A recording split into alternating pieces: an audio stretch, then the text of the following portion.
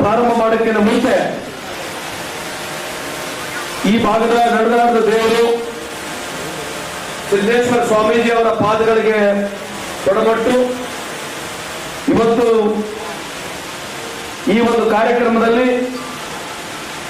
ನಮ್ಮ ಇಲಾಖೆ ವತಿಯಿಂದ ನಾವು ಏನು ಕಾರ್ಯಕ್ರಮಗಳನ್ನ ಹೊಸದಾಗಿ ಪ್ರಾರಂಭವನ್ನು ಮಾಡಿದ್ದೇವೆ ಅದರ ಬಗ್ಗೆ ಮಾಹಿತಿ ಕೊಡಲಿಕ್ಕೆ ಇಡೀ ಕರ್ನಾಟಕ ರಾಜ್ಯಾದ್ಯಂತ ನಮ್ಮ ಇಲಾಖೆ ವತಿಯಿಂದ ನಾವು ಎಲ್ಲ ಜಿಲ್ಲೆಗಳಿಗೆ ಹೋಗ್ತಾ ಇದ್ದೀವಿ, ಭೇಟಿಯನ್ನು ಕೊಡ್ತಾ ಇದ್ದೀವಿ. ಆ ಕಾರಣಕ್ಕಾಗಿ ಇವತ್ತು ಬಂಧುಗಳೇ ನಾವೆಲ್ಲ ಇಲ್ಲಿ ಸೇರಿದ್ದೇವೆ. ವಿಶೇಷವಾಗಿ ಅಸಂಘಟಿತ ಕಾರ್ಮಿಕರಂತ ನಾವು ಹೇಳ್ತೀವಿ, ಅವರಿಗೆ ಒಂದು ನೂತನವಾದಂತಹ ಕಾರ್ಯಕ್ರಮಗಳ ಕೊಡೋದ್ರ ಮುಖಾಂತರ ಇವತ್ತು ನಾವೆಲ್ಲ ಇಲ್ಲಿ ಸೇರಿದ್ದೇವೆ. ನಿಮಗೆ ನಮ್ಮ ಇಲಾಖೆಯವರು ಪಾಂಪ್ಲೆಟ್ಗಳನ್ನ ಕೊಟ್ಟಿದ್ದಾರೆ, ಸಂಪೂರ್ಣ ಮಾಹಿತಿ ಕೂಡ ತಮಗೆ ಕೊಟ್ಟಿದ್ದಾರೆ. ಈ 91 ಸೆಕ್ಟರ್ಗಳು ಸಣ್ಣ ಸಣ್ಣ ಸಮಾಜದ ಜನರು, ಸಣ್ಣ ಸಣ್ಣ ವೃತ್ತಿ ಮಾಡಿ ಬದುಕತಕ್ಕಂಥ ಜನರಿಗೆ ಯಾವುದೇ ರೀತಿಯಾದಂಥ ಸೋಷಿಯಲ್ ಸೆಕ್ಯೂರಿಟಿ ಇಲ್ಲ. ಅದನ್ನು ನಾವು ಇವತ್ತು ಗುರುತಿಸ್ಬಿಟ್ಟು ಸುಮಾರು 91 ಸೆಕ್ಟರ್ಗಳ ಸಣ್ಣ ಸಣ್ಣ ಗುಂಪಿನ ಸಮಾಜದ ಎಲ್ಲ ಜನರಿಗೆ ಇಲ್ಲಿ ಕರೆಸ್ಬಿಟ್ಟು ನಾವು ಸ್ಮಾರ್ಟ್ ಕಾರ್ಡ್ ಕೊಡತಕ್ಕಂಥ ಪ್ರಾರಂಭವನ್ನು ಮಾಡಿದ್ದೀವಿ. ಆದ್ರೆ ಇವತ್ತು ಅದಕ್ಕೇನು ಬಹಳ ದೊಡ್ಡ ದುಡ್ಡಿಲ್ಲ. ಏನಾದ್ರೆ 1 ಲಕ್ಷ ರೂಪಾಯಿ ಕೊಡ್ತಕ್ಕಂಥದ್ದು ಅಥವಾ ಅವರಿಗೆ ಮೆಡಿಕಲ್ ರಿಯಂಬರ್ಸ್ಮೆಂಟ್ ಕೊಡ್ತಕ್ಕಂಥದ್ದು ಇದು ಪ್ರಾರಂಭಿಕವಾಗಿ ಆಗಿರ್ತಕ್ಕಂಥ ಸ್ಕೀಮು. ಆದ್ರೆ ಮರೆಯಕ್ಕೆ ಹೋಗ್ಬೇಡಿ, ಇವತ್ತು ನಾನು ನಿಮಗೆ ಮಾತನ್ನು ಕೊಡ್ತಾ ಇದ್ದೀನಿ. ಸನ್ಮಾನ್ಯ ಮುಖ್ಯಮಂತ್ರಿ ಅವರಿಗೆ, ಈ ಎಲ್ಲ ಅಸಂಘಟಿತ ಕಾರ್ಮಿಕರಿಗೆ ಇಡೀ ಕರ್ನಾಟಕ ರಾಜ್ಯದಲ್ಲಿ ಸುಮಾರು 85% ಜನರು ಅಸಂಘಟಿತ ಕಾರ್ಮಿಕರಿದ್ದಾರೆ. ಇಡೀ ಭಾರತ ದೇಶದಲ್ಲಿ ಸುಮಾರು 90% ಜನರು ಅಸಂಘಟಿತ ಕಾರ್ಮಿಕರಿದ್ದಾರೆ. ಅದಕ್ಕಾಗಿ ಕಳೆದ 5 ವರ್ಷದಿಂದ ಸನ್ಮಾನ್ಯ ಮುಖ್ಯಮಂತ್ರಿ ಅವರಿಗೆ ಮನವಿಯನ್ನು ಮಾಡಿದ್ದೇವೆ. ನನಗೆ ನಂಬಿಕೆ ಮುಂದೆ ಬರ್ತಕ್ಕಂಥ ದಿನಗಳಲ್ಲಿ ಕೇವಲ ಡೀಸೆಲ್ ಪೆಟ್ರೋಲ್ ಮೇಲೆ ನಮಗೆ 50 ಪೈಸೆ ಆಗಲಿ ಅಥವಾ 1 ರೂಪಾಯಿ ಕೊಟ್ರೆ ನಮಗೆ ಸಾವಿರಾರು ಕೋಟಿಯ ದುಡ್ಡು ಈ ಅಸಂಘಟಿತ ಬೋರ್ಡಿಗೆ ಬರುತ್ತೆ. ಆ ದುಡ್ಡು ಖಂಡಿತವಾಗಿ ಮುಂದೆ ಬಂದೇ ಬರುತ್ತೆ. ಬಂದಾದ್ಮೇಲೆ ಇವತ್ತೇನು ನಾವು ಪ್ರಾರಂಭಿಕವಾಗಿ ನಿಮಗೆ ಕಾರ್ಡನ್ನು ಕೊಟ್ಟಿದ್ದೀವಿ, ಮುಂದೆ ಬರ್ತಕ್ಕಂಥ ದಿನಗಳಲ್ಲಿ ದೊಡ್ಡ ಪ್ರಮಾಣವಾದಂತಹ ಅನುಕೂಲ ಆಗೇ ಆಗುತ್ತದೆ. ಈ ಸಂದರ್ಭದಲ್ಲಿ ನಿಮಗೆ ಹೇಳಿಕೆ ಇಚ್ಛೆ ಬಯಸ್ತೇನೆ ಬಂಧುಗಳೇ. ಒಂದು ಕಡೆ ಅಸಂಘಟಿತ ಕಾರ್ಮಿಕರ ವಿಭಾಗವಿದ್ರೆ ಇನ್ನೊಂದು ಟ್ರಾನ್ಸ್ಪೋರ್ಟ್ ಬೋರ್ಡ್. ಈ ಟ್ರಾನ್ಸ್ಪೋರ್ಟ್ ಬೋರ್ಡ್ ನಲ್ಲಿ ವಿಶೇಷವಾಗಿ ಎಲ್ಲ ಆಟೋ ರಿಕ್ಷಾ ಡ್ರೈವರ್ಗಳು, ಎಲ್ಲ ಕಮರ್ಷಿಯಲ್ ಲೈಸೆನ್ಸ್ ಡ್ರೈವರ್ಗಳು, ಕ್ಲೀನರ್ಗಳು, ಮೆಕ್ಯಾನಿಕ್ ಮಾಲೀಕರು, ಮೆಕ್ಯಾನಿಕಲ್ ಕೆಲಸ ಮಾಡ್ತಕ್ಕಂಥ ಯಾವುದೇ ಒಬ್ಬ ವರ್ಕರ್ ಆಗಿರ್ಬೋದು, ಅದರ ಜೊತೆಗೆ ಲಾಜಿಸ್ಟಿಕ್ಸ್ ಕಂಪನಿಯಲ್ಲಿ ಕೆಲಸ ಮಾಡ್ತಕ್ಕಂಥ ಯಾರೇ ಇದ್ರು ಕೂಡ ಅವರೆಲ್ಲರೂ ಫಲಾನುಭವಿ ಆಗಿರ್ತಾರೆ. ಇವತ್ತು ದೇಶದಲ್ಲಿ ಇಷ್ಟು ದೊಡ್ಡ ಪ್ರಮಾಣದಲ್ಲಿ ನಾವು ಕಾರ್ಯಕ್ರಮದ ಪ್ರಾರಂಭ ಇಲ್ಲಿ ಆಗಿಲ್ಲ. ಇವತ್ತು ಅಸಂಘಟಿತ ಕಾರ್ಮಿಕರ ಜೊತೆಗೆ ಈ ಟ್ರಾನ್ಸ್ಪೋರ್ಟ್ ಬೋರ್ಡ್ ಅಲ್ಲಿ ಸುಮಾರು 20 ರಿಂದ 25 ಲಕ್ಷ ಜನಕ್ಕೆ ನೇರವಾಗಿ ಅನುಕೂಲ ಆಗ್ತಕ್ಕಂಥ ಕಾರ್ಯಕ್ರಮವನ್ನ ನಾವು ಪ್ರಾರಂಭ ಮಾಡಿದ್ದೀವಿ. ಹಂತವಾಗಿ ಕಾರ್ಯಕ್ರಮ ಪ್ರತಿಯೊಬ್ಬರಿಗೆ ಯಾರ್ಯಾರಿಗೆ ಅನಾನುಕೂಲ ಇರ್ತದೆ ಪ್ರತಿಯೊಬ್ಬರಿಗೆ ಈ ಕಾರ್ಯಕ್ರಮ ಮುಟ್ಟಿಸ್ತಕ್ಕಂಥ ಕೆಲಸ ಪ್ರಾಮಾಣಿಕವಾಗಿ ನಮ್ಮ ಇಲಾಖೆ ಸಂತೋಷ ಹಾಗೂ ನಮ್ಮ ಕಾಂಗ್ರೆಸ್ ಸರ್ಕಾರ ಮಾಡ್ಕೊಂಡು ಕೇಳಕ್ಕೆ ಇಚ್ಛೆ ಬಯಸ್ತೇನೆ. ಟ್ರಾನ್ಸ್ಪೋರ್ಟ್ ಬೋರ್ಡ್ ಯಾಕೆ ಮಾಡಿದ್ವಿ? ಉದ್ದೇಶ, ಇವತ್ತು ಡಿಸಿ ಅವರು ಇಲ್ಲಿದ್ದಾರೆ, SP ಅವರು ಬರಲಿಲ್ಲ. ಇವತ್ತು ತಾಸಿಗೆ 20 ಆಕ್ಸಿಡೆಂಟ್ಗಳು ಆಗ್ತಾ ಇದಾವೆ. ದಿನಕ್ಕೆ 480 ಆಕ್ಸಿಡೆಂಟ್ಗಳು, ವರ್ಷಕ್ಕೆ 4,80,000 ಆಕ್ಸಿಡೆಂಟ್ಗಳು, ಸುಮಾರು 1,60,000 ಜನ ಅವ್ರ ಜೀವವನ್ನು ಈ ಆಕ್ಸಿಡೆಂಟ್ ಮುಖಾಂತರ ಕಳ್ಕೊಳ್ತಾರೆ. ಯಾತಕ್ಕೆ ಈ ಸ್ಟ್ಯಾಟಿಸ್ಟಿಕ್ಸ್ ಹೇಳ್ತಾ ಇದ್ದೀನಿ ಅಂತಂದ್ರೆ 1,60,000 ಜನ ಜೀವವನ್ನು ಕಳ್ಕೊಂಡ್ರೆ ಡೈರೆಕ್ಟ್ ಆಗಿ ಸುಮಾರು 6 ಲಕ್ಷ ಜನಕ್ಕೆ ಕುಟುಂಬಕ್ಕೆ ಅನಾನುಕೂಲ ಆಗುತ್ತೆ. ಇಂಡೈರೆಕ್ಟ್ ಸುಮಾರು 18 ಲಕ್ಷ ಜನಕ್ಕೆ ಅನಾನುಕೂಲ ಆಗ್ತಕ್ಕಂಥದ್ದು ನೀತಿ ಆಯೋಗದ ರಿಪೋರ್ಟ್ ಇದೆ. ಇವತ್ತು ನೀವು ನೋಡ್ತಾ ಇದ್ರೆ ಸುಮಾರು 3% GDPಗೆ ಅನಾನುಕೂಲ ಆಗ್ತಕ್ಕಂಥದ್ದು ಈ ಒಂದು ಆಕ್ಸಿಡೆಂಟ್ ಮುಖಾಂತರ. ಅಂದ್ರೆ ಈ ಟ್ರಾನ್ಸ್ಪೋರ್ಟ್ ಬೋರ್ಡ್ ಮಾಡಿಬಿಟ್ಟಿದ್ದೀವಿ, ನಾವು ಜಾಸ್ತಿ ದುಡ್ಡು ಕೊಟ್ಟರೆ ಅದಕ್ಕೆ ಅನುಕೂಲ ಆಗ್ತಕ್ಕಂಥದ್ದಲ್ಲ. ಈ ಟ್ರಾನ್ಸ್ಪೋರ್ಟ್ ಬೋರ್ಡ್ ಮಾಡತಕ್ಕಂಥ ಉದ್ದೇಶ ನಿಮ್ಮ DC ಗಳ ಜೊತೆಗೆ SP ಗಳ ಜೊತೆಗೆ ಸಂಪರ್ಕದಲ್ಲಿ ಬಂದು ಈ ಆಕ್ಸಿಡೆಂಟ್ ಹೆಂಗ್ ಕಮ್ಮಿ ಮಾಡಬೇಕು, ಈ ವಿಶೇಷವಾಗಿ ಅವ್ರಿಗೆ ಅವೇರ್ನೆಸ್ ಕೊಡ್ತಕ್ಕಂಥದ್ದು ಕೂಡ ಕೆಲಸ ಈ ಬೋರ್ಡ್ ತಮ್ಮ ಮುಖಾಂತರ ಮಾಡೋದಕ್ಕೆ ತಾವು ಕೂಡ KDP ಮೀಟಿಂಗ್ ನಲ್ಲಿ ಪ್ರತಿ ಸಂದರ್ಭದಲ್ಲಿ ಎಷ್ಟು ಆಕ್ಸಿಡೆಂಟ್ಗಳು ಆಗ್ತಾ ಇದಾವೆ, ಎಷ್ಟು ಆಕ್ಸಿಡೆಂಟ್ ಸ್ಪಾಟ್ಸ್ಗಳಿದಾವೆ, ಹೆಲ್ಮೆಟ್ ಹಾಕಲಾರ ಯುವಕರು ಯಾರು ಗಾಡಿಯನ್ನು ಚಲಾಯಿಸ್ತಾ ಇದ್ದಾರೆ, ಜಾಸ್ತಿ ಅವೇರ್ನೆಸ್ ಕೊಡ್ತಕ್ಕಂಥದ್ದು ಮಾಡ್ಬೇಕಂತ ತಮ್ಮಲ್ಲಿ ಈ ಸಲಹೆಯನ್ನು ಕೊಡ್ಲಿಕ್ಕೆ ಇಚ್ಛೆ ಬಯಸ್ತೇನೆ. ಹಂಗಾಗಿ ಬಂಧುಗಳೇ, ಈ ಟ್ರಾನ್ಸ್ಪೋರ್ಟ್ ಬಿಲ್ ಮುಖಾಂತರ ಕರ್ನಾಟಕ ರಾಜ್ಯದಲ್ಲಿ ಸುಮಾರು 20 ರಿಂದ 25 ಲಕ್ಷ ಜನಕ್ಕೆ ಅನುಕೂಲ ಆಗ್ತಕ್ಕಂತ ಕಾರ್ಯಕ್ರಮ ನಾವು ಮಾಡ್ತಾ ಇದ್ದೀವಿ. ಅದರ ಜೊತೆಗೆ ನಿಮಗೆ ಸಿನಿ ಬಿಲ್ ಬಗ್ಗೆ, ಗಿಗ್ ಬಿಲ್ ಬಗ್ಗೆ ಆಗಲೇ ರವಿ ಅವರು ಹೇಳಿದ್ದಾರೆ, ನಾನು ಅದರ ಬಗ್ಗೆ ಮಾತನಾಡಕ್ ಹೋಗುದಿಲ್ಲ. ಆಶಾದೀಪ ಅಂತ ಒಂದು ಕಾರ್ಯಕ್ರಮ ಪ್ರಾರಂಭ ಮಾಡಿದ್ದೀವಿ. DC ಅವರು ಇದ್ರ ಬಗ್ಗೆ ಗಮನ ಕೊಡಬೇಕು. ಆಶಾದೀಪ ಇರ್ತಕ್ಕಂಥ ಕಾರ್ಯಕ್ರಮ ಯಾರು ಇಲ್ಲಿ ಸ್ಥಳೀಯವಾಗಿ ಸಣ್ಣ ಸಣ್ಣ ಉದ್ದಿಮೆದಾರಿದ್ದಾರೆ, ಯಾರು SC ST ಜನಾಂಗದವರಿಗೆ ಕೆಲಸ ಕೊಡ್ತಾರೆ, whoever is giving them employment, for example they can take them as trainee also, or directly they can take them as employee also. More or less on an average ಅಂದ್ರೆ ಒಂದು ತಿಂಗಳಿಗೆ ನಾವು 7,000 ರೂಪಾಯಿವರೆಗೆ 2 ವರ್ಷವರೆಗೆ ಕೊಡ್ತೀವಿ. ಉದ್ದೇಶ ಅಲ್ಲಿರ್ತಕ್ಕಂಥ ಸ್ಥಳೀಯರಿಗೆ ಯುವಕರಿಗೆ ಟ್ರೈನಿಂಗು ಸಿಕ್ಕಂಗಾಗಿರ್ಬೇಕು, ಅವ್ರಿಗೆ 2 ವರ್ಷದ ಕೆಲಸನೂ ಸಿಕ್ಕಿರ್ಬೇಕು. ಅದ್ರ ಜೊತೆಗೆ ಯಾರು ಕೆಲಸ ಕೊಡ್ತಾರೆ, ಯಾರು ಸಣ್ಣ ಸಣ್ಣ ಉದ್ದಿಮೆದಾರಿದ್ದಾರೆ ಅವನಿಗೂ ಅನುಕೂಲ ಆಗ್ಬೇಕೆಂಬ ಉದ್ದೇಶದಿಂದ ಭಾರತ ದೇಶದಲ್ಲಿ ಇಂಥ ಒಂದು ಕಾರ್ಯಕ್ರಮ ಎಲ್ಲಿ ಇಲ್ಲ. ಇದ್ರೆ ಅದು ಕರ್ನಾಟಕದಲ್ಲಿ ನಮ್ಮ ಸನ್ಮಾನ್ಯ ಸಿದ್ದರಾಮಯ್ಯ ಸರ್ಕಾರ, ಕಾಂಗ್ರೆಸ್ ಸರ್ಕಾರದಲ್ಲಿ ನಮ್ಮ ಇಲಾಖೆಯಿಂದ ಮಾಡ್ತಿರ್ತಕ್ಕಂಥದ್ದನ್ನು ಈ ಸಂದರ್ಭ ಕೇಳಲಿಕ್ಕೆ ಇಚ್ಛೆ ಬಯಸ್ತೇನೆ. ಇಲ್ಲಿವರೆಗೆ ಸುಮಾರು ಈ ಒಂದು ಕಾರ್ಯಕ್ರಮದ ಮುಖಾಂತರ 6,142 ಎಂಪ್ಲಾಯ್ಮೆಂಟ್ ಜನರೇಟ್ ಮಾಡಿದ್ದೇವೆ. ಸೊ ಜಿಲ್ಲಾವಾರು, ತಾಲೂಕುವಾರು ತಾವು ಎಲ್ಲಾ ಸ್ಮಾಲ್ ಸ್ಕೇಲ್ ಇಂಡಸ್ಟ್ರಿ ಅವರನ್ನ ಕರೆಸ್ಬಿಟ್ಟು ಇದ್ರ ಬಗ್ಗೆ ಜಾಸ್ತಿ ಮಾಹಿತಿಯನ್ನು ಕೊಟ್ರೆ ಇಲ್ಲಿಂದ ಮೈಗ್ರೇಷನ್ ಬಡವರ ಮಕ್ಕಳಿಗೆ ಅಲ್ಲಿ ಬರೋದು ಕಮ್ಮಿ ಆಗುತ್ತೆ ಅಂತ ಹೇಳಿ ಆ ಒಂದು ಉದ್ದೇಶದಿಂದ ಈ ಒಂದು ಕಾರ್ಯಕ್ರಮವನ್ನು ಮಾಡಿದ್ದೇವೆ. ದಯಮಾಡಿ ಈ ಕಾರ್ಯಕ್ರಮದ ಲಾಭ ತಾವೆಲ್ಲ ಪಡಿಬೇಕು. ಅದ್ರ ಜೊತೆಗೆ ಕಂಪಲ್ಸರಿ ಗ್ರಾಚ್ಯುಟಿ ಮಾಡಿದೀವಿ.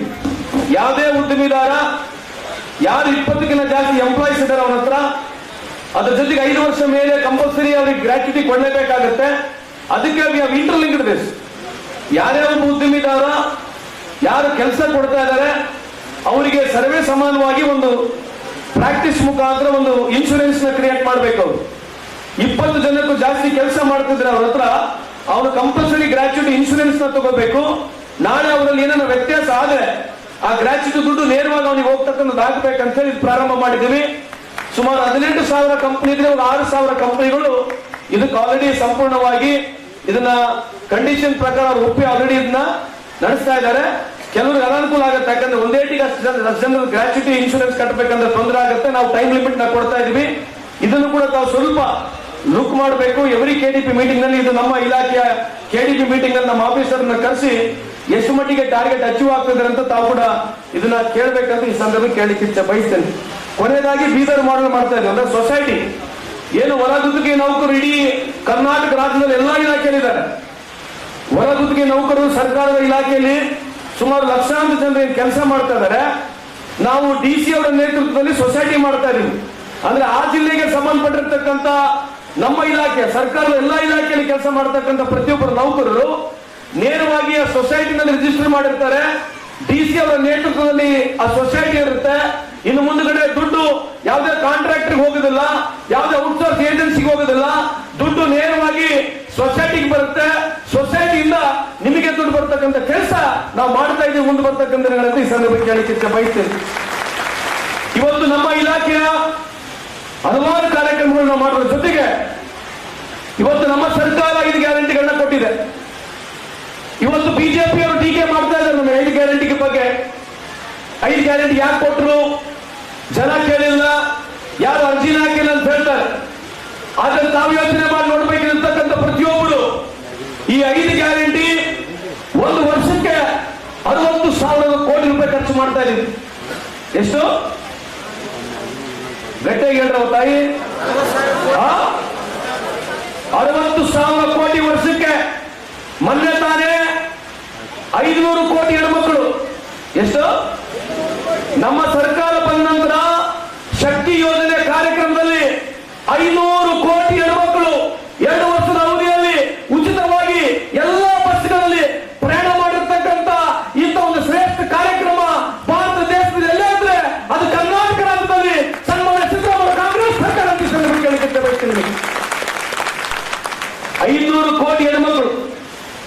ಅದರ ಜೊತೆಗೆ 1,30,00,000 ಹೆಣ್ಮಕ್ಕಳಿಗೆ ತಿಂಗಳ 2,000 ರೂಪಾಯಿ ಕೊಡ್ತಾ ಇದ್ದೀವಿ. 200 ಯೂನಿಟ್ ವರೆಗೆ ಕರೆಂಟ್ ಫ್ರೀ ಇದೆ. ಯುವನಿಧಿ ಕೊಡ್ತಾ ಇದ್ದೀವಿ. ಅದ್ರ ಜೊತೆಗೆ ರೇಷನ್ ಕೊಡ್ತಾ ಇದ್ದೀವಿ. ಇವೆಲ್ಲ ಸೇರಿದ್ರೆ ವರ್ಷಕ್ಕೆ 60,000 ಕೋಟಿ, 5 ವರ್ಷಕ್ಕೆ ಎಷ್ಟು? 300,000 ಕೋಟಿ. ಎಲ್ಲಿಗೆ ಓಡಿಸ್ಬಿಟ್ಟು 3 ಲಕ್ಷ ಕೋಟಿ. ಎಷ್ಟು? 1 ವರ್ಷಕ್ಕೆ 60,000 ಕೋಟಿ ಆಗಿದ್ರೆ 5 ವರ್ಷಕ್ಕೆ 3 ಲಕ್ಷ ಕೋಟಿ. ನೀವು ಭಾರತ ದೇಶದಲ್ಲಿ ಬಿಜೆಪಿ ಅವರು 20 ರಾಜ್ಯಗಳಲ್ಲಿದ್ದಾರೆ. ಯಾವುದೇ ರಾಜ್ಯಗಳಲ್ಲಿ ಬಡವರಿಗೆ 5 ವರ್ಷಕ್ಕೆ 3 ಲಕ್ಷ ಕೋಟಿ ಕೊಡ್ತಕ್ಕಂಥ ಯೋಜನೆ ಯಾರು ಮಾಡಿಲ್ಲ. ಮಾಡಿಲ್ಲ ಕಾಂಗ್ರೆಸ್ ಸರ್ಕಾರ, ಸಿದ್ದರಾಮಯ್ಯ ಸರ್ಕಾರ ಅಂತ ಬಯಸ್ತೇನೆ. ಇದು ಬಿಜೆಪಿ ಅವರಿಗೆ ಸಹಿಸ್ಕೊಳಕ್ ಆಗ್ತಾ ಇಲ್ಲ. ಇವ್ರು ಹೆಂಗ್ ಇಷ್ಟು ದುಡ್ಡು ಬಡವರಿಗೆ ಕೊಡ್ತಾ ಇದಾರೆ ಅಂತ ಹೇಳಿ ಅವ್ರಿಗೆ ಯಾಕೆ ಸಹಿಸ್ಕೊಳಕ್ ಆಗ್ತಾ ಇಲ್ಲ ಅಂತಂದ್ರೆ, ಅವ್ರ ಸ್ನೇಹಿತರು ಯಾರು ಹೇಳ್ರಿ? ಬಿಜೆಪಿ ಅವ್ರ ಸ್ನೇಹಿತರು ಅದಾನಿ ಸಾಹೇಬ್ರು. ಅದಾನಿ ಸಾಹೇಬ್ರ ವಹಿವಾಟು 2018 ಇಸ್ವಿನಲ್ಲಿ 64,000 ಕೋಟಿ ಇತ್ತು. ಇವತ್ತು ಅದಾನಿ ಸಾಹೇಬ್ರ ವಹಿವಾಟು ಇರ್ತಕ್ಕಂಥದ್ದು ಸುಮಾರು 15 ಲಕ್ಷ ಕೋಟಿ. ಎಷ್ಟು? ಮೋದಿ ಸಾಹೇಬ್ರು ಕೇಂದ್ರ ಸರ್ಕಾರ ಅದಾನಿ ಅವರಿಗೆ 15 ಲಕ್ಷ ಕೋಟಿ ಮಾಡಿಕೊಟ್ರೆ, ಸಿದ್ದರಾಮಯ್ಯ ಸರ್ಕಾರ, ಕಾಂಗ್ರೆಸ್ ಸರ್ಕಾರ ಬಡವರಿಗೆ 3 ಲಕ್ಷ ಕೋಟಿ ಕೊಡ್ತಕ್ಕಂಥ ಕೆಲಸ ಮಾಡ್ತಾ ಇದೀವಿ. ತಾವು ಬಹಳ ಹತ್ತಿರದಿಂದ ಗಮನಿಸಬೇಕಂತ ಈ ಸಂದರ್ಭ ಕೇಳಲಿಕ್ಕೆ ಬಯಸ್ತೇನೆ. ಯಾಕೆ ಹೇಳ್ತಾ ಇದೀವಿ ಮಾತು ಅಂತಂದ್ರೆ, ಎಲ್ಲ ಬಿಜೆಪಿ ಮುಖಂಡರುಗಳು ಕಾಂಗ್ರೆಸ್ ಸರ್ಕಾರ ಎಲ್ಲೆಲ್ಲಿದೆ ಅವ್ರ ಮೇಲೆ ಮುಗಿಬೀಳೋದು, ಅವ್ರ ಬಗ್ಗೆ ಸುಳ್ಳು ಅಭಿಪ್ರಾಯ ಮೂಡಿಸ್ತಕ್ಕಂಥ ಕೆಲಸ ಕಳೆದ 10 ವರ್ಷ ಕೇಂದ್ರದಲ್ಲಿ, ರಾಜ್ಯದಲ್ಲಿ ಕೂಡ ನಡೀತಾ ಇದೆ. ಆದ್ರೆ ಇವತ್ತು ಕೆಲವು ಪ್ರಶ್ನೆಗಳು ನಮಗೆ ಕಾಡ್ತಾನೆ ಇದ್ದಾವೆ. ಇವತ್ತು ಉದಾಹರಣೆಗೆ ತಗೊಳ್ಳೋಣ. ಇವತ್ತು 2,000 ರೂಪಾಯಿ ನೋಟ್ ಎಲ್ಲಿದ್ದಾವೆ? ಮಾಧ್ಯಮ ಮುಖಾಂತರ ನಾವು ಕೇಳಬೇಕಾಗಿದೆ. ಯಾವ ಪ್ರಧಾನಮಂತ್ರಿಯವರು 15,41,000 ಕೋಟಿ ನೋಟು, ಎಷ್ಟು? ಎಷ್ಟಮ್ಮ ತಾಯಿ? 15,41,000 ಕೋಟಿ ನೋಟು 500 ರೂಪಾಯಿ, 1,000 ರೂಪಾಯಿ ರಾತ್ರಿ ಬಂದು ಅದನ್ನು ರದ್ದು ಮಾಡಿ ನನಗೆ ಕೇವಲ 50 ದಿನ ಕಾಲಾವಕಾಶ ಕೊಡಿ, ಈ ಸಂಪೂರ್ಣ ದುಡ್ಡು ಬ್ಯಾಂಕಿಗೆ ವಾಪಸ್ ಬರ್ತದೆ. ಅದ್ರ ಜೊತೆಗೆ 3 ಲಕ್ಷ ಕೋಟಿ ನೋಟು ವಾಪಸ್ ಬರಲ್ಲ. ಆ ದುಡ್ಡನ್ನ ಸೆರೆ ಹಿಡಿತೀವಿ. ಆ ಸೆರೆ ಹಿಡಿತಕ್ಕಂಥ ದುಡ್ಡನ್ನ ಎಲ್ಲರ ಬಡವರಿಗೆ ಅನುಕೂಲ ಆಗ್ಲಿಕ್ಕೆ ನಾವು ದುಡ್ಡನ್ನು ಹಂಚ್ತೀವಿ ಅಂತ ಹೇಳಿದ್ದು. ಯಾರು ಹೇಳಿದ್ರಿ ಮಾತು? ಯಾರು ಹೇಳಿದ್ರು? ಮೋದಿ ಸಾಹೇಬ್ರು ಹೇಳಿದ್ರು 50 ದಿನ ಕಾಲಾವಕಾಶ ಕೊಡಿ ಅಂತ ಹೇಳಿ. 50 ದಿನ ಕಾಲಾವಕಾಶ ಆಯ್ತು. 15,41,000 ಕೋಟಿ ನೋಟು, 500 ರೂಪಾಯಿ, 1,000 ರೂಪಾಯಿ ನೋಟು ಸಂಪೂರ್ಣ ಬ್ಯಾಂಕಿಗೆ ಹೋಯ್ತು. ಏನರ್ಥ? ಸಂಪೂರ್ಣ ದುಡ್ಡು ಬ್ಯಾಂಕಿಗೆ ಹೋಯ್ತು ಅಂತಂದ್ರೆ ಯಾವ ಕಪ್ಪಣ ಇದೆ, ಯಾವ್ದು ಕೋಟಾ ನೋಟ್ ಇದೆ ಅಂತ ಹೇಳ್ತಾ ಇದ್ರು. ನಾವ್ ಹೇಳ್ತಾ ಇಲ್ಲ. RBI ಉರ್ಜಿತ್ ಪಾಟೀಲ್ ಸಾಹೇಬ್ರು ಹೇಳಿದ್ರು. ಅವಾಗ RBI ಗವರ್ನರ್ ಆಗಿರ್ತಕ್ಕಂಥ ಉರ್ಜಿತ್ ಪಾಟೀಲ್ ರವರು 3 ಲಕ್ಷಕ್ಕೂ ಹೆಚ್ಚು 3 ಲಕ್ಷ ಕೋಟಿ ನೋಟು ಇದರಲ್ಲಿ ಕಪ್ಪಣ ಇದೆ, ಇದ ಸರಿ ಹಿಡಿತೀವಿ ಅಂತ ಹೇಳಿದ್ರು. ದುಡ್ಡು ಸಂಪೂರ್ಣ ವಾಪಸ್ ಹೋಯ್ತು. ಯಾವ್ದು ಬಡವರಿಗೆ 1 ರೂಪಾಯಿ ಅನುಕೂಲ ಆಗಿಲ್ಲ. ಈ 500 ರೂಪಾಯಿ, 1,000 ರೂಪಾಯಿ ನೋಟ್ ಯಾವತ್ತು ರದ್ದಿ ಆಯ್ತು, 2,000 ರೂಪಾಯಿ ನೋಟನ್ನ ತಗೊಳ್ಳಿಕ್ಕೆ ಈ ದೇಶದಲ್ಲಿ ಬಡವರು 103 ಬಡವರು ಲೈನಲ್ಲಿ ಜೀವ ಕಳ್ಕೊಂಡ್ರು. ಆದ್ರೆ ಒಬ್ಬ ಸಾಹುಕಾರ ಕೂಡ ಜೀವ ಕಳ್ಕೊಳ್ಳಿಲ್ಲ. ಇದ್ರ ಬಗ್ಗೆ ಬಿಜೆಪಿ ಸಕಾರ ಅಂತ ಮಾತನಾಡಲ್ಲ. ಇವತ್ತು 2,000 ರೂಪಾಯಿ ನೋಟು ಕಳೆದ 4 ವರ್ಷದಿಂದ ಎಲ್ಲಿ ಇಲ್ಲ ಮಾರ್ಕೆಟ್ ನಲ್ಲಿ. 2,000 ರೂಪಾಯಿ ನೋಟು ಮಾರ್ಕೆಟ್ ನಲ್ಲಿ ಎಲ್ಲಿ ಇಲ್ಲ. ಏನೋ ಈ ದೇಶಕ್ಕೆ ಬಹಳ ದೊಡ್ಡ ಏನೋ ಕೊಡುಗೆ ಕೊಟ್ಟರಂತ ಹೇಳಿ ದಿನ ಬೆಳಗ್ಗೆ ಭಾಷಣ ಮಾಡ್ತಾ ಇದ್ರು ಬಿಜೆಪಿಯವರು. ಇವತ್ತು ಅದರ ಬಗ್ಗೆ ಸಕಾರ ಅಂತ ಮಾತನಾಡ್ತಾ ಇಲ್ಲ. ಆಯ್ತು, 15,41,000 ಕೋಟಿ ನೋಟ್ ದುಡ್ಡು ವಾಪಸ್ ಬ್ಯಾಂಕಿಗೆ ಹೋಯ್ತು. ಯಾವ ಉದ್ಯಮಿದಾರರು 12%ಗೆ 14%ಗೆ ಬಡ್ಡಿ ಸಿಗ್ತಾ ಇತ್ತು, ಅವರಿಗೆಲ್ಲ ಬಡ್ಡಿ ಕಮ್ಮಿ ಆಗ್ತಾ ಬಂತು. ಈ ದೇಶದ ರೈತರಿಗೆ 1 ರೂಪಾಯಿನೂ ಬಡ್ಡಿ ಕಮ್ಮಿ ಆಗಿಲ್ಲ. ರೈತರಿಗೆ 1 ರೂಪಾಯಿ ಬಡ್ಡಿ ಸಾಲ ಮನ್ನಾನೂ ಆಗಿಲ್ಲ. ಕೇಂದ್ರದಲ್ಲಿ ನಾವಿದ್ದಾಗ ಮನಮೋಹನ್ ಸಿಂಗ್ ಸರ್ಕಾರ 73,000 ಕೋಟಿ ಸಾಲ ಮನ್ನಾ ಮಾಡಿತು. 2013 ಇಸ್ವಿಯಿಂದ 2018 ಇಸ್ವಿನಲ್ಲಿ 8,566 ಕೋಟಿ ಸನ್ಮಾನ್ಯ ಸಿದ್ದರಾಮಯ್ಯ ಸರ್ಕಾರ, ಕಾಂಗ್ರೆಸ್ ಸರ್ಕಾರ ಯಾರ್ಯಾರು ಸೊಸೈಟಿನಲ್ಲಿ ಸಾಲವನ್ನು ಪಡೆದಿದ್ರು ಅವರಿಗೆ 50,000ವರೆಗೆ ಸಾಲವನ್ನು ಮನ್ನಾ ಮಾಡಿದ್ವಿ ನಾವು ಕಾಂಗ್ರೆಸ್ ಸರ್ಕಾರ. ಬಿಜೆಪಿಯವರು ಯಾವ ರೈತರಿಗೆ 1 ರೂಪಾಯಿ ಸಾಲ ಮನ್ನಾ ಮಾಡಿಲ್ಲ. ಇವತ್ತೇನು ಅಸಂಘಟಿತ ತಾವೆಲ್ಲ ಕಾರ್ಮಿಕರಿದ್ದೀರಿ, ಇವತ್ತು ಕಾರ್ಪೊರೇಟ್ ಟ್ಯಾಕ್ಸ್ ಕೇಂದ್ರದಲ್ಲಿ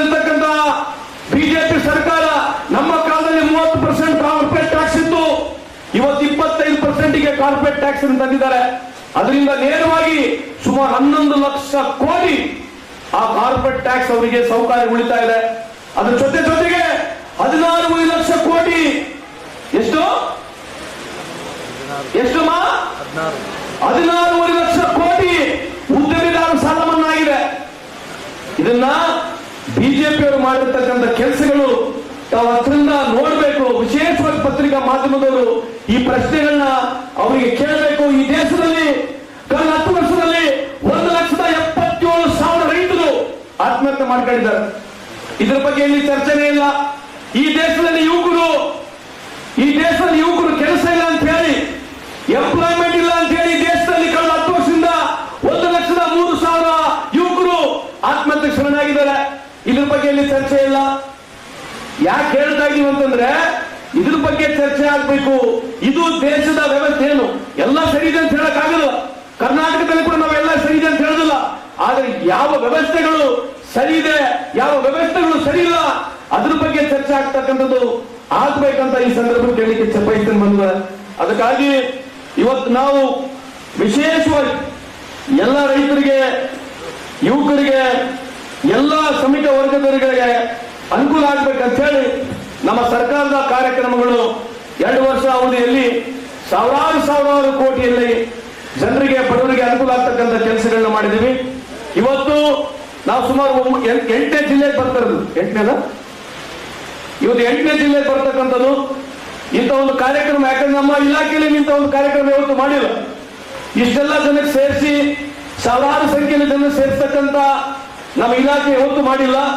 ಇವತ್ತು ಇಂಥ ಒಂದು ಕಾರ್ಯಕ್ರಮ ಯಶಸ್ವಿ ಆಗಬೇಕಾಗಿದ್ರೆ ನಮ್ಮ ಡಾಟಾ ಎಂಟ್ರಿ ಆಪರೇಟರ್ ಇರ್ಬೋದು, ನಮ್ಮ ಎಲ್ಲ ಲೇಬರ್ ಆಫೀಸರ್ಗಳು, ಲೇಬರ್ ಇನ್ಸ್ಪೆಕ್ಟರ್ಗಳು, ALCಗಳು, DLCಗಳು, ಜಾಯಿಂಟ್ ಲೇಬರ್ ಕಮಿಷನರ್ ವರೆಗೆ ಪ್ರತಿಯೊಬ್ಬರು ನಮ್ಮ ಇಲಾಖೆಯಲ್ಲಿ ಬಹಳ ಮುತುವರ್ಜಿ ವಹಿಸಿ ಶ್ರದ್ಧೆಯಿಂದ ಪ್ರತಿಯೊಬ್ಬರಿಗೆ ಹೋಗಿ ಸಂಘಟನೆಗಿರ್ತಕ್ಕಂಥ ಪ್ರತಿಯೊಬ್ಬರ ಮುಖಂಡರನ್ನ ಕಂಡುಬಿಟ್ಟು ಈ ಕಾರ್ಯಕ್ರಮ ಬಗ್ಗೆ ಮಾಹಿತಿಯನ್ನು ಕೊಟ್ಟು ಇಂಥ ಒಂದು ಕಾರ್ಯಕ್ರಮ ಯಶಸ್ವಿಯಾಗಿ ಮಾಡಿದ್ದಾರೆ.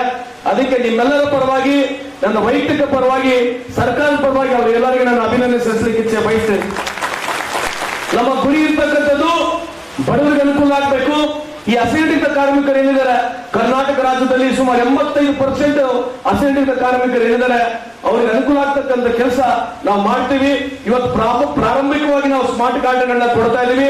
ಕನ್ಸ್ಟ್ರಕ್ಷನ್ ಬೋರ್ಡ್ ನಲ್ಲಿ ಸುಮಾರು 35 ಲಕ್ಷ ಜನಕ್ಕೆ ಯಾರು ಕಟ್ಟಡ ಕಾರ್ಮಿಕರಿದ್ದಾರೆ ಅವರಿಗೆ ಅನುಕೂಲ ಆಗ್ತಕ್ಕಂಥ ಕೆಲಸ ಅಲ್ಲಿನೂ ಮಾಡ್ತಾ ಇದೀವಿ. ಇವತ್ತು ಟ್ರಾನ್ಸ್ಪೋರ್ಟ್ ಬೋರ್ಡ್ ನಲ್ಲಿ ಸುಮಾರು 20-25 ಲಕ್ಷ ಜನನ ನಾವು ಇವತ್ತು ನೇರವಾಗಿ ಅವ್ರನ್ನ ರಿಜಿಸ್ಟರ್ ಮಾಡಿಕೊಳ್ತೀವಿ. ಅವರಿಗೆ ಅನುಕೂಲ ಆಗ್ತಕ್ಕಂಥ ಇದು 91 ಸೆಕ್ಟರ್ಗಳಿಗೆ ಇವತ್ತೇನು ನಾವು ಅಸಂಘಟಿತ ಕಾರ್ಮಿಕರಿಗೆ ನೀವು ಸೇರಿಸ್ಕೊಳ್ತಾ ಇದೀವಿ. ಇದು ಒಂದು ಸುಮಾರು 25 ಲಕ್ಷ ಜನ, ಒಟ್ಟಾರೆ ಸುಮಾರು 75 ಲಕ್ಷ ಜನಕ್ಕೆ ನೇರವಾಗಿ ಅನುಕೂಲ ಆಗ್ತಕ್ಕಂಥ ಕೆಲಸ ಮುಂದೆ ಬರ್ತಕ್ಕಂಥ ದಿನಗಳಲ್ಲಿ ನಾವು ಮಾಡ್ತೀವಿ ಅಂತ ಈ ಸಂದರ್ಭದಲ್ಲಿ ಹೇಳಿ, ಇಂಥ ಒಂದು ಕಾರ್ಯಕ್ರಮನ ಯಶಸ್ವಿ ಆಗ್ಬೇಕಾಗಿದ್ರೆ ಎಲ್ಲಾ ಸಂಘಟನೆಯ ಮುಖಂಡರುಗಳು, ಅಸಂಘಟಿತರ ಎಲ್ಲ ಕಾರ್ಮಿಕರ ವರ್ಗದ ಎಲ್ಲ ಮುಖಂಡರುಗಳು, ಕಾರ್ಮಿಕರ ವರ್ಗದ ಎಲ್ಲ ಮುಖಂಡರುಗಳು, ಆಟೋ ರಿಕ್ಷಾ ಡ್ರೈವರ್ನ ಎಲ್ಲ ಟ್ರೇಡ್ ಯೂನಿಯನ್ ಲೀಡರ್ಸ್ಗಳು ಪ್ರತಿಯೊಬ್ಬರು ಎಲ್ಲರೂ ಬಂದು ಈ ಕಾರ್ಯಕ್ರಮವನ್ನು ಯಶಸ್ವಿ ಮಾಡಿದಿರಿ. ಅದಕ್ಕೆ ನನ್ನ ವೈಯಕ್ತಿಕ ಪರವಾಗಿ, ಸರ್ಕಾರ ಪರವಾಗಿ ನಿಮಗೆ ಕೋಟಿ ಪ್ರಣಾಮಗಳನ್ನು ಹೇಳಿ ಮುಂದೆ ಬರ್ತಕ್ಕಂಥ ದಿನಗಳಲ್ಲಿ ಕೊನೆಯದಾಗಿ ಹೇಳೋದಿಷ್ಟೇ, ದಯವಿಟ್ಟು ಕೇಳಿಸ್ಕೊಳ್ಳಿ.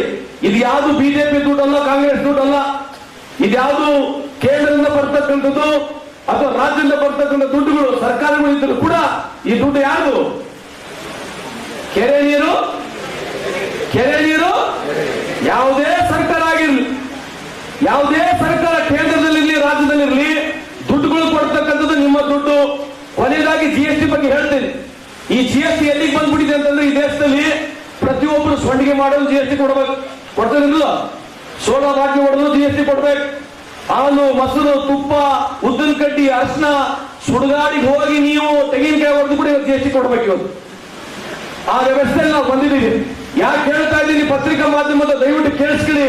64% ಜನರು ವಹಿವಾಟದಲ್ಲಿಲ್ಲ, ವ್ಯವಹಾರ ಮಾಡೋದಿಲ್ಲ, ಅವ್ರ ಹತ್ರ ಅಕೌಂಟ್ ಇಲ್ಲ, ಆದ್ರೂ ಅವರು GST ದುಡ್ಡು ಕೊಡ್ತಾರೆ. ಹೇಗಿದೆ ನೋಡ್ರಿ, ಈ ದೇಶದಲ್ಲಿ 1% ಇರ್ತಕ್ಕಂಥ ಜನರು 145 ಕೋಟಿ ಜನಸಂಖ್ಯೆಯಲ್ಲಿ ಈ ದೇಶದಲ್ಲಿ 1% ಇರ್ತಕ್ಕಂಥ ಜನರು ಅವ್ರ 50% ಆಸ್ತಿ ಇದೆ. ಎಷ್ಟಿದೆ? ಇದು ನಾನು ಹೇಳ್ತಾ ಇಲ್ಲ, ನಿತಿನ್ ಗಡ್ಕರಿ ಸಾಹೇಬರು ಕೂಡ ಹೇಳ್ತಾ ಇದ್ದಾರೆ. ಈ ದೇಶದಲ್ಲಿ ಸೌಕರ್ಯ ಆಗ್ತಾ ಇದ್ದಾರೆ, ಬಡವರು ಆಗ್ತಾ ಇದ್ದಾರೆ ಅಂತ ಹೇಳಿ. ಅದಕ್ಕೆ ಇವತ್ತೇನು ಬಿಜೆಪಿ ಅವರು $4 ಟ್ರಿಲಿಯನ್ ಎಕಾನಮಿ ಮಾತೆಲ್ಲ ಸಾಕಾಗೈತ, $4 ಟ್ರಿಲಿಯನ್ ಎಕಾನಮಿ ಅಂತ ಹೇಳ್ತಾರೆ. $4 ಟ್ರಿಲಿಯನ್ ಎಕಾನಮಿ ಅಂತಂದ್ರೆ ಏನು? 145 ಕೋಟಿ ಜನಸಂಖ್ಯೆಯ ಜನರು ಏನೋ GDP ಅಂತ ಹೇಳ್ತೀವಿ, ಗ್ರಾಸ್ ಡೊಮೆಸ್ಟಿಕ್ ಪ್ರಾಡಕ್ಟ್ ಅಂತ ಹೇಳ್ತೀವಿ. ಅವ್ರು 145 ಕೋಟಿ ಜನರು ಏನು ಖರ್ಚು ಮಾಡ್ತಾ ಇದಾರೆ, ಆ ಖರ್ಚಿನ ವಹಿವಾಟೆಲ್ಲ ಸೇರಿದ್ರೆ ಅದಕ್ಕೆ GDP ಅಂತ ಕರಿತೀವಿ. ಅದು $4 ಟ್ರಿಲಿಯನ್ ಇದೆ.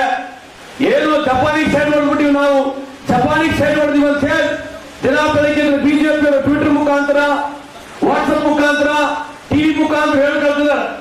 ಸ್ವಲ್ಪ ಇಲ್ಲಿ ಪ್ರಜ್ಞಾವಂತರಿದ್ದಕ್ಕೆ ನನಗೆ ಮಾತನಾಡ್ತಿರ್ತಕ್ಕಂಥದ್ದು ಮಾಧ್ಯಮದಲ್ಲಿ ಕೊಟ್ಟಿದ್ದಾರೆ. ಇವತ್ತು ಅದನ್ನೇ ಉಲ್ಟಾ ಮಾಡೋಣ. ಅಮೆರಿಕ ಇರ್ತಕ್ಕಂಥದ್ದು 30 ಕೋಟಿ ಜನಸಂಖ್ಯೆ ಇಲ್ಲ, ಆದ್ರೆ ಅವ್ರದ್ದು $26 ಟ್ರಿಲಿಯನ್ ಎಕಾನಮಿ ಇದೆ. ಚೈನಾ ನಮ್ಮಷ್ಟೇ ಇದೆ, ಚೈನಾಗೆ ನಮಗೆ ಏನು ಮಾಡೋದು ಡಿಫರೆನ್ಸ್ ಇಲ್ಲ. ಆದ್ರೆ ಚೈನಾದಿರ್ತಕ್ಕಂಥ ಸುಮಾರು $17 ಟ್ರಿಲಿಯನ್ ಎಕಾನಮಿ ಇದೆ. ಅಂದ್ರೆ ಅರ್ಥ ಏನು? ಪರ್ ಕ್ಯಾಪಿಟಲ್ ಇನ್ಕಮ್ ಬರಬೇಕಾಗುತ್ತೆ. ಅಂದ್ರೆ ಯಾವ ಮನುಷ್ಯ ವರ್ಷಕ್ಕೆ ಆದಾಯ ಮಾಡ್ತಕ್ಕಂಥದ್ದು ಬಹಳ ಮುಖ್ಯ ಆಗಿರ್ತದೆ. ಇವತ್ತು ಒಬ್ಬ ಮನುಷ್ಯನ ಆದಾಯ ಈ ದೇಶದಲ್ಲಿ ನೀವು ನೋಡಿದ್ರೆ, ಇವತ್ತು ಕರ್ನಾಟಕ ಇವತ್ತು ರಿಪೋರ್ಟ್ ಇದೆ, ಥ್ರೂ ಔಟ್ ಇಂಡಿಯಾ ಕರ್ನಾಟಕ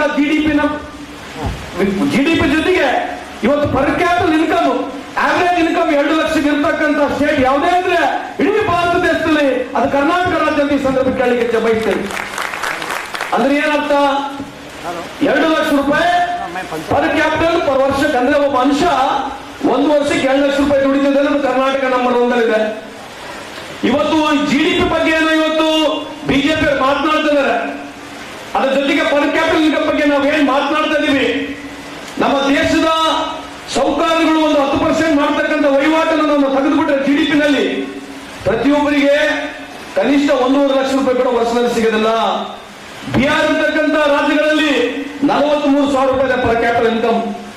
ಇದರ ಬಗ್ಗೆ ಮುಂದೆ ಬರ್ತಕ್ಕಂಥ ದಿನಗಳಲ್ಲಿ ಚರ್ಚೆ ಮಾಡೋಣ ಅಂತ ಈ ಸಂದರ್ಭದಲ್ಲಿ ಹೇಳಿ, ಇವತ್ತು ವಿಶೇಷವಾಗಿ ಈ ಕಾರ್ಯಕ್ರಮವನ್ನು ಯಶಸ್ವಿ ಮಾಡಲಿಕ್ಕೆ ಬಹಳಷ್ಟು ಜನರು ಕಾರಣೀಭೂತರಾಗಿದ್ರಿ. ತಮ್ಮೆಲ್ಲರಿಗೆ ನನ್ನ ನಮನಗಳನ್ನು ಸಲ್ಲಿಸಿ, ವಿಶೇಷವಾಗಿ ಮತ್ತೊಮ್ಮೆ ನಾವು ಮುಂಬರ್ತಕ್ಕಂಥ ದಿನಗಳಲ್ಲಿ ಹೆಚ್ಚಿನ ಕಾರ್ಯಕ್ರಮದೊಂದಿಗೆ ತಮ್ಮ ಜೊತೆಗೆ ಬರ್ತೀವಿ, ಮಾತನಾಡ್ತೀವಿ.